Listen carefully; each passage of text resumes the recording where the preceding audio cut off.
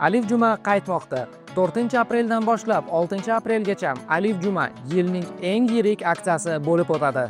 Biz siz uchun nimalarni tayyorlab qo'ydik? Birinchisi, muddatli to'lov texnika va elektronika uchun 2 barobargacha arzon. Agar siz anchadan beri smartfoningizni yangilashni yoki yangi texnika va elektronikani xarid qilishni mo'ljallab turgan bo'lsangiz, hozir ayni vaqti.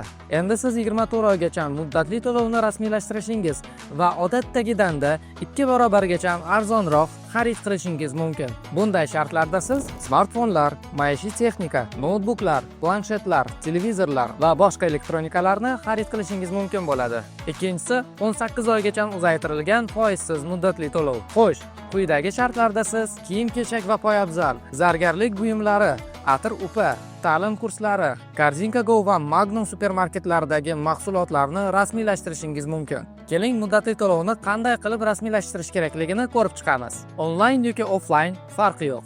O'zbekiston bo'ylab 3000 dan ortiq hamkor do'konlarimiz mavjud bo'lib, ularda muddatli to'lovni joyning o'zida rasmiylashtirishingiz mumkin bo'ladi.